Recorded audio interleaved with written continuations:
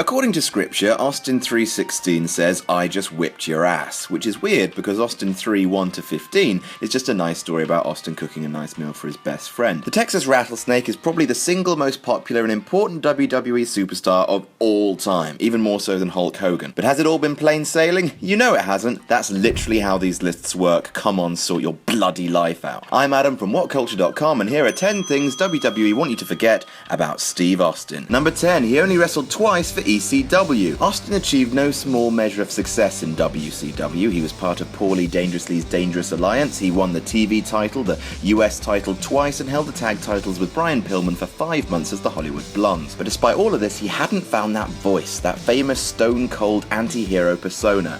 Enter ECW. After Austin was fired from WCW for being unmarketable, solid business strategy from Eric Bischoff there, Paul Heyman, remembering him from his alliance, gave him a job in ECW. It was there that Austin cut vicious promos on WCW, born of real frustration, calling it where the big boys play with each other. This pissed-off redneck persona was the germ of what was soon to become a megastar, and Austin played up how important ECW was to his career during the One Night Stand 2005 pay-per-view where he emerged as the locker room's de facto leader. However, what they want you to forget about his time with ECW is that he only wrestled 2 matches, both of which were against ECW champion Mikey Whipwreck, both of which he lost.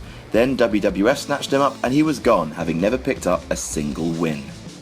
He kayfabe attacked women, sometimes with steel chairs. Hey, Austin's heel run of 2001 was ill-advised because at the time you couldn't pay fans to boo the Rattlesnake. He was just too popular and had to resort to extreme measures in order to sell his turn. He beat up an announcer, which is a good first stop on anyone's journey to the dark side, ask The Undertaker or CM Punk, but he needed to do more. So he beat up the Hardy Boys, including Lita. He hit her with a steel chair over and over and over again. Also, Austin has stunned just a whole bunch of ladies, including Chyna, Stephanie, and Linda McMahon in the worst sold stunner of all time. Man-on-women violence will not wash today, so it's probably best we all move on. Number 8, weeping manly tears. Speaking of Austin's heel turn, in 1995 in ECW, Austin laid the foundations for the Stone Cold character. He was a tough-as-nails son of a bitch that swilled beer and stomped mud holes in people's arses. The character was presented as such over the next half a decade. Even in his early WWF heel run, he wouldn't give up, run from a fight, or compromise his badassery. In 2001, they tore that all down. He would tell Mr. McMahon he loved him, hug him, sing Kumbaya, and begin to slowly lose his mind.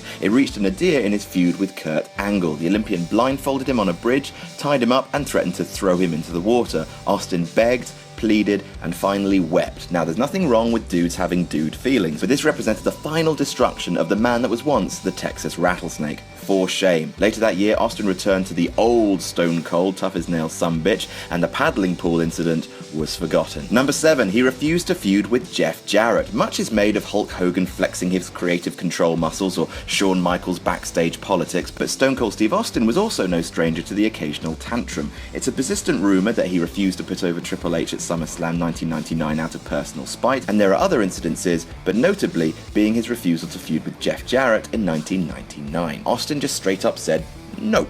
No one knows why for sure. Perhaps it was because Jarrett's father Jerry once allegedly stiffed Austin on pay earlier in his career, or that Austin held a grudge when Jeff mocked his 316 gimmick on his first TV promo. Perhaps Austin simply thought that Jarrett wasn't on his level. I mean, he wasn't, really. Sorry, JEFFJARRETT. Number 6, his 2002 feud with Eddie Guerrero.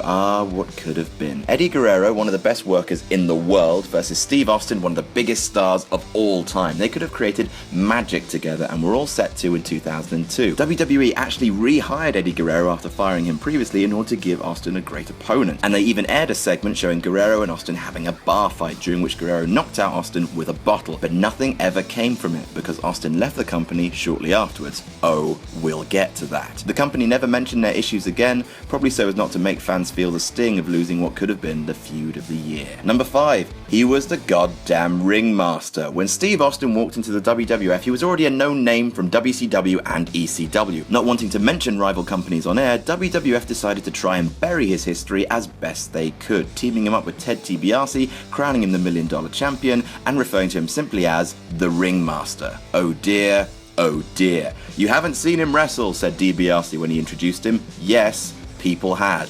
In failing to capitalize on the work that Austin had done elsewhere, they were starting his career on the wrong foot. As soon as he successfully lobbied to drop the persona, it was never heard from again. Number 4. Brian Pillman's Got a Gun. Well, it was compelling. You can't say it wasn't. In 1996, Austin was feuding with former Hollywood blonde partner turned mad bastard Brian Pillman.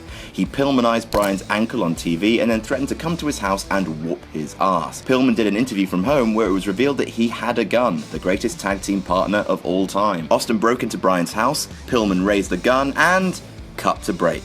People around the world had to endure commercials for Gillette whilst wondering if a man had been shot on national television. No one had, obviously, and it was revealed that Austin was safe, but it was one of the most controversial angles in the history of Raw. Some people even see it as the official kickoff of the Attitude Era. After all, today, guns would never ever make it on screen in the PG era, unless of course they were in a trailer for the Marine 4, but no one will ever care about the Marine 4. Number 3, he has wrestled Hogan in a tag match. Hogan vs Austin is one of the greatest matches to have never happened, and why the hell didn't it? They were both in the same company at the same time, and WrestleMania was right there. There's rumours that both men refused, but still bad form. Of course, what no one remembers is they have wrestled. On March 11th, 2002, on an episode of Raw, Austin and The Rock faced Hogan, Hall and Nash in a handicap match. They interacted. Austin got a hot tag and took it to Hall and Nash while Hogan stayed on the apron. Then Hogan tagged in and body slammed Austin, who then tagged The Rock back in. Hulk Hogan body slammed Stone Cold Steve Austin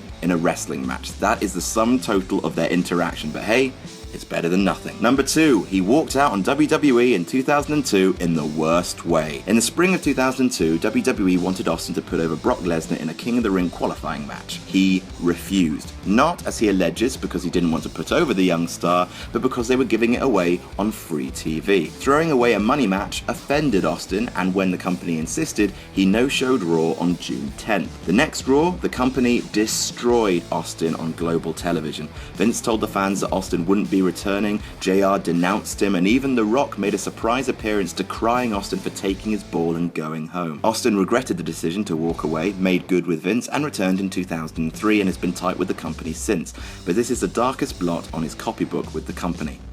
Well, maybe the second darkest. Number 1, the charges of domestic abuse. Well, nothing funny about this.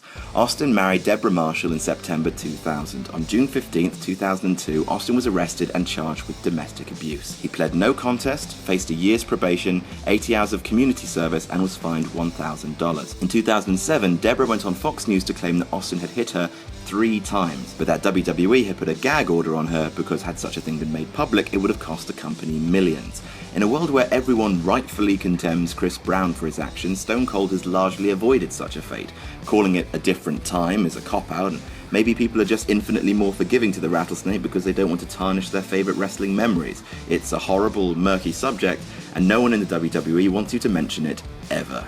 And that's our list. Did we miss any out? Tell us about it in the comments, and don't forget to like, share and subscribe, and you can even follow me on Twitter here. I'm Adam from WhatCulture.com, and I'll see you soon.